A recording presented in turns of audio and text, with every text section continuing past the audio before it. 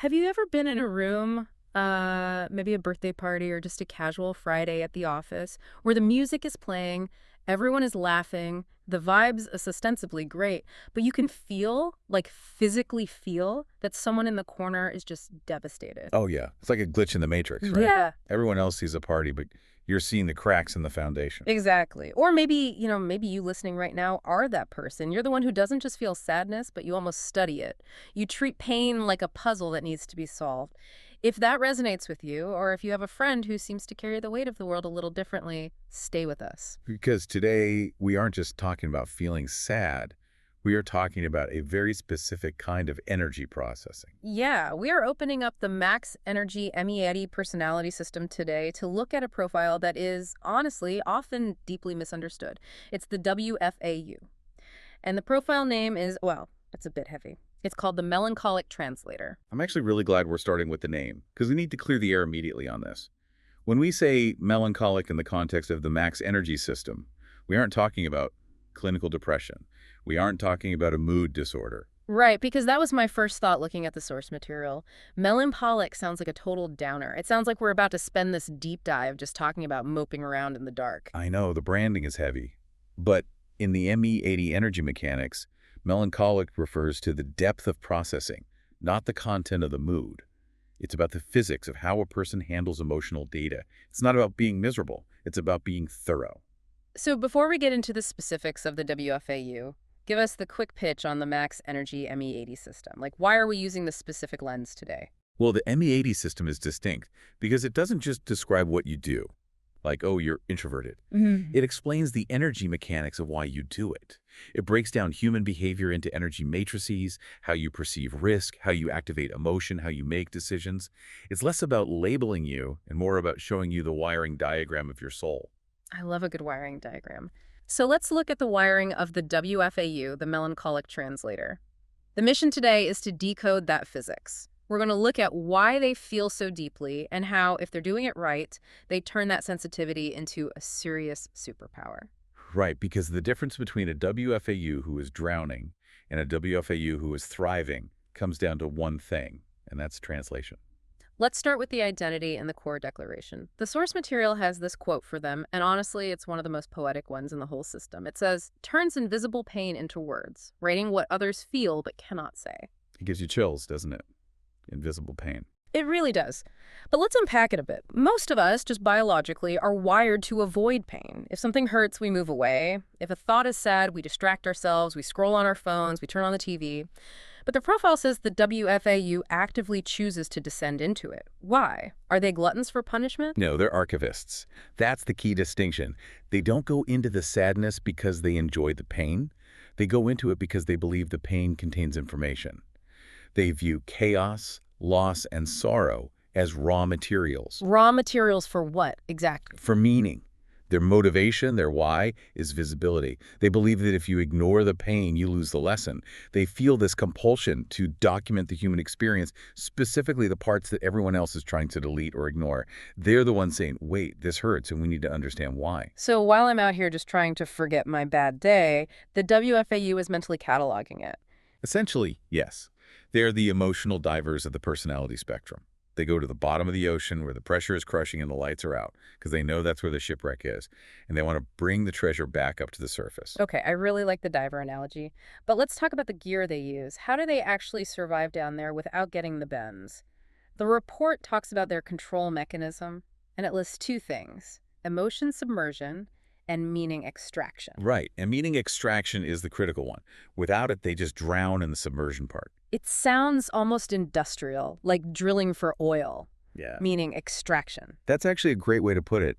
Imagine a tangled knot of grief or confusion or just that weird Sunday afternoon vibe where everything feels off.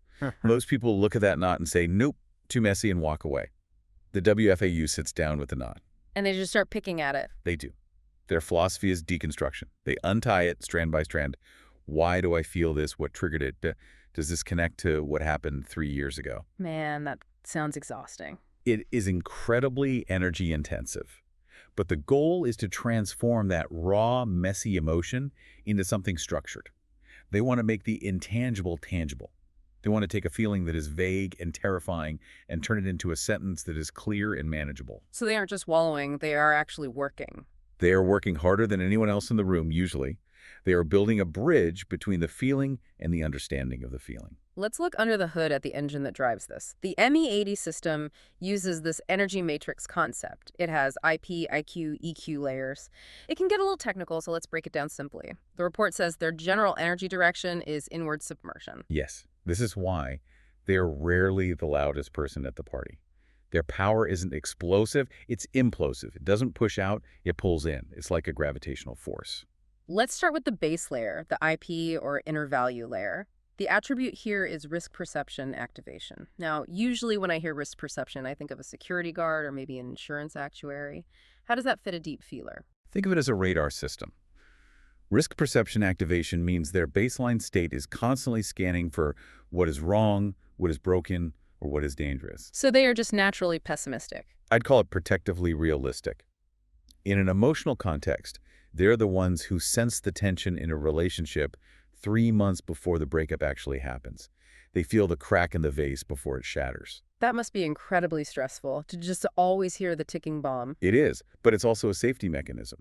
They notice the shadow because they're constantly looking for the danger in the emotional landscape. Right. They don't get blindsided by tragedy as often as other types because they've been mentally rehearsing it. Okay, so the radar is always on. Now we move up to the IQ layer, the emotional activation layer. And the attribute is intuition and speed judgment.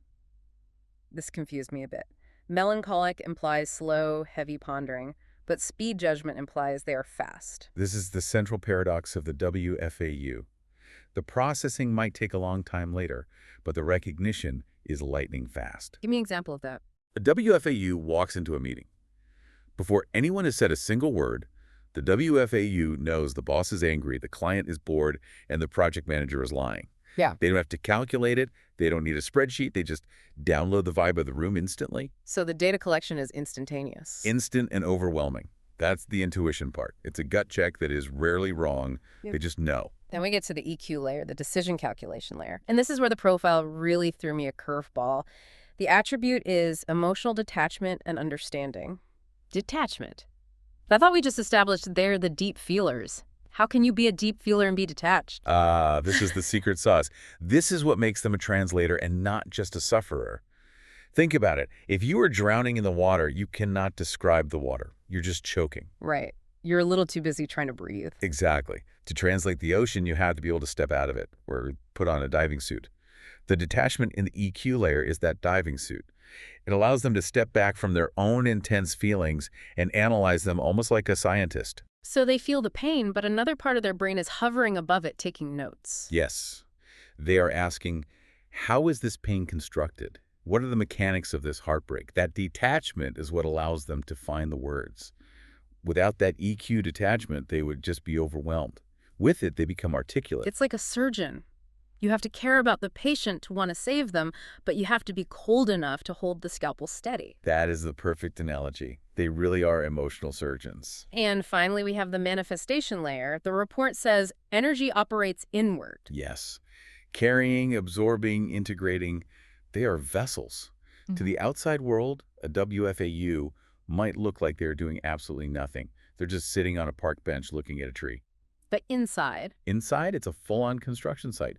There's massive processing happening. They're building cathedrals of thought, but you can't see the scaffolding from the outside. Let's talk about that construction site.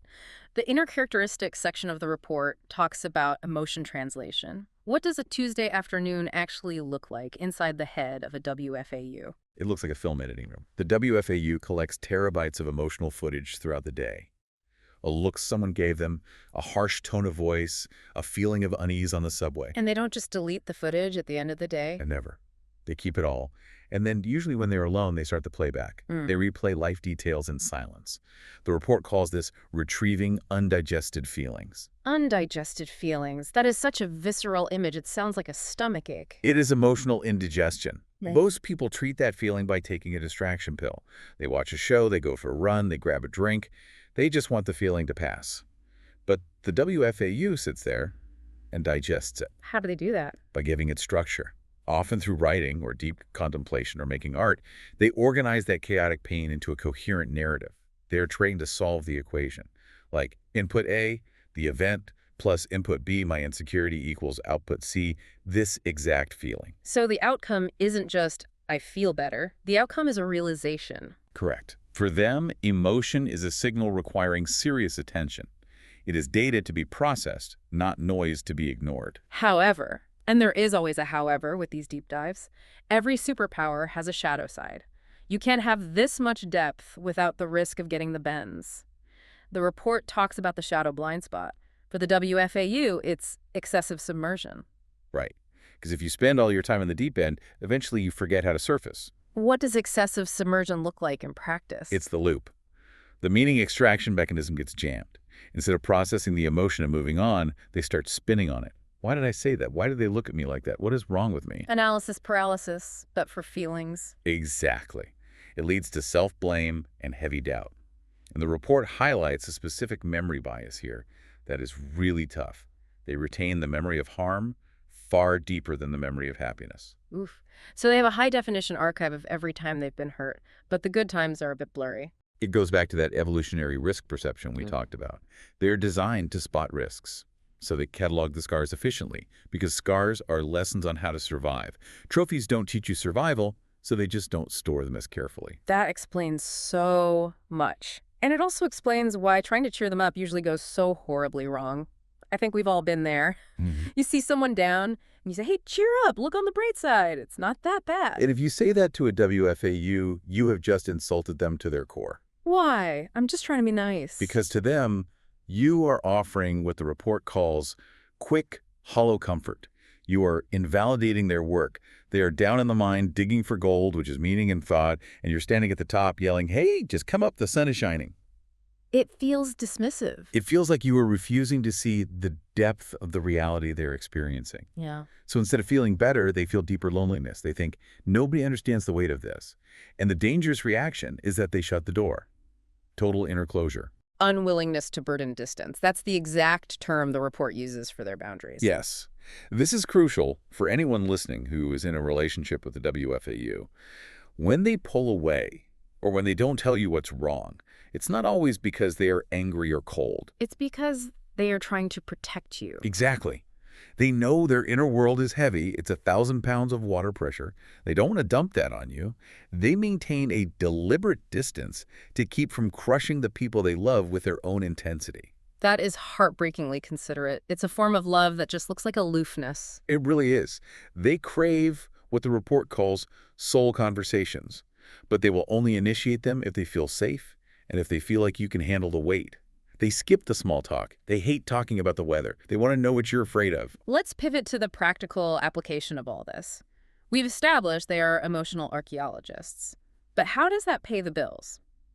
If I'm a manager hiring a team, or if I am a WFAU looking for a career, where's the value here? Because feeling things deeply doesn't usually show up on a resume. But it should. Their core business advantage is emotional insight and translation. In a business world that is obsessed with hard data, spreadsheets, KPIs, click-through rates, the WFAU offers a totally different kind of intelligence. So they explain the human side of the data. They make the vague observable. Think about a marketing campaign. You have all the data on who clicked, but you don't know why. The WFAU can look at the copy, look at the imagery, and tell you exactly what the emotional hook is or why it's failing to connect. They can translate the user's frustration into logic. Precisely. The report specifically mentions crisis management too, which surprised me at first, but it makes total sense when you think about it. Yeah, I would have thought a highly sensitive person would crumble in a crisis. Quite the opposite. In a crisis, everyone else is panicking because the normal has broken. People are scared. The WFAU, they live in the broken. They are completely comfortable with chaos. Because they've been rehearsing for this. They have. They offer deep companionship and stabilization. They don't just give the technical answer. They calm the room because they aren't afraid of the dark. They provide a foundational perspective that really anchors the team. So what specific careers does the Max Energy Report actually recommend? I want to get concrete here for anyone listening. There are 4 main buckets where this profile really thrives. First is humanistic creation. That's content creation, writing, artistic expression. This is the most obvious one. Putting words to the void. Writing what others feel but cannot say. Right. The second is deep insight. qualitative analysis, interview research, anthropology. Jobs where you have to sit with a subject, listen for hours, and extract the truth from what wasn't said. Like a detective for human behavior. Third is emotional support. Psychological counseling, soothing therapy, helping others navigate their own dark waters. And the fourth bucket. This one is my favorite, emotional engineering. That sounds like a sci-fi job title. Hi, I'm an emotional engineer. I know, but it refers to things like user experience research, UX, or emotional design. It's about building systems or products that feel human. It uses the EQ detachment we talked about. You analyze the feeling of frustration a user has, and you engineer a solution to fix it. You are literally engineering emotions. That is such a powerful reframing. It takes sensitivity and turns it into engineering. That's the whole point of the WFAU profile. The sensitivity isn't a glitch, it's a sensor. And if you learn to use the sensor, you can build things other people can't even imagine. We have covered so much ground today. We've gone from the ocean floor of sadness to the heights of emotional engineering. As we wrap up this deep dive into the WFAU Melancholic Translator, what is the one thing we really need to walk away with? It's that we need to stop trying to fix the melancholic temperament by trying to force it to be sunny. The WFAU teaches us that there is immense value in the dark if you are brave enough to document it. The report has a golden sentence for the conclusion that sums this up perfectly. I want to read it verbatim because it's so important. It says, "The melancholic translator's power lies not in escaping darkness, but in translating darkness into language light can reach." A language light can reach. That is the key. Darkness is only scary when it's undefined. When you name it, when you write it down, you bring the light into it. You domesticate the monster. So here is our final thought for you, the listener. If you identify with this profile, or even if you just have a touch of this energy, your pain is not a waste of time. It's data. Don't let it stay as an undigested feeling. Give it a name, give it a shape, write it down. That is your power. And just a quick reminder, this deep dive was based on the Max Energy ME80 Personality Assessment Report. It's a fascinating system that goes way beyond the standard personality tests. Absolutely. If you want to find out your own profile, or see where you sit on that matrix we discussed, you can visit their official website at www.maxenergylife.com. Or you can just search on Facebook for Max Energy or Meta Energy. There is a whole community there exploring these exact energy types. It's definitely worth the search. Understanding your own mechanics is really the first step to not just surviving your emotions, but actually using them. Thank you for exploring the depths with us today. We'll see you on the next deep dive. Take care, everyone.